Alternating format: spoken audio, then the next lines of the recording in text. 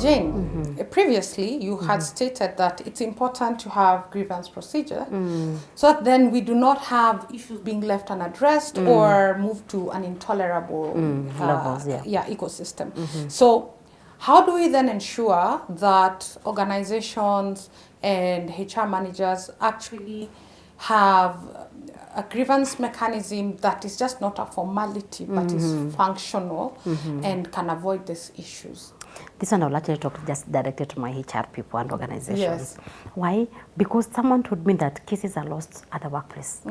They are won in court, but we actually lose them at the workplace. We lose them because we take things very for granted. We take things very easy. We're supposed to have a grievance mechanism procedure. You're supposed to train your managers on how to handle that because then we have this escalation matrix. Coming from the employee, fighting with the manager, are they able to resolve at that level? Even before they come to you. And if they come to you, what happens? What if they comment about the boss? You know, just having to know that as long as people are in a group, people are bound to have differences. Yes. People are bound to have disputes. And the same needs to be resolved. And people taking that as a very light thing.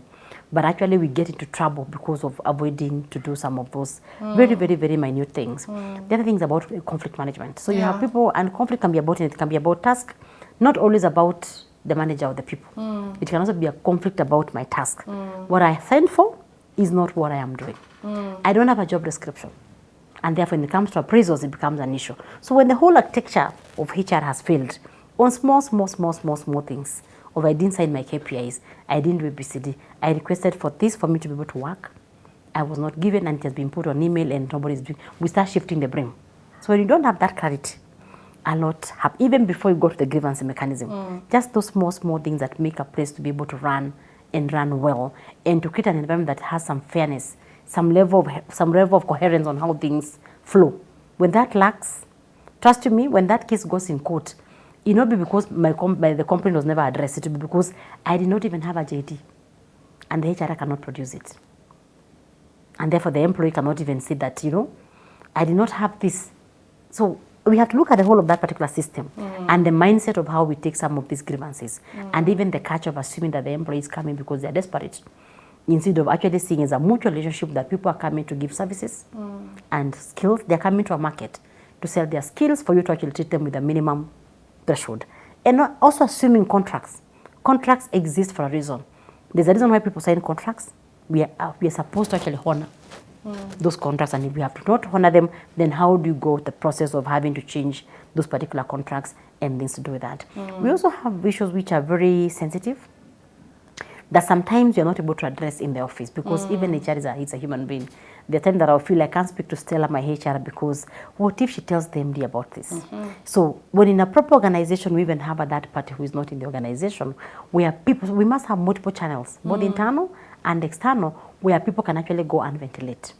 We even go further and even have what we call the workplace welfare committees, where people just meet to discuss and talk about how is the workplace, are there things that you need resolved. So you don't have to always relate on the formal channel of grievances, but having councils where people actually sit once a month and all that, and they're proactive to raise any issues that people need to be addressed. Sometimes group level, sometimes individual level. We even have what we call nowadays the pass rate, which you can just do from your desk. You just send a survey and people respond on what they feel about things that need to be addressed. But most important, ignoring the complaints that come to your desk. So if every time people come and complain about 1, 2, 3, 4 things, you're the one who is supposed to be handling this, but you're always telling people to actually be able to understand their boss, understand the situation. It is not personal. And therefore it means it remains unresolved. And the person that is suffering takes it very serious because then they think you are not relating with what they are going through.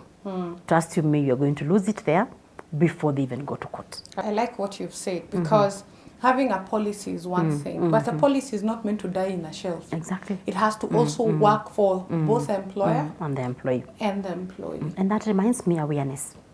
Sometimes we have very good policies.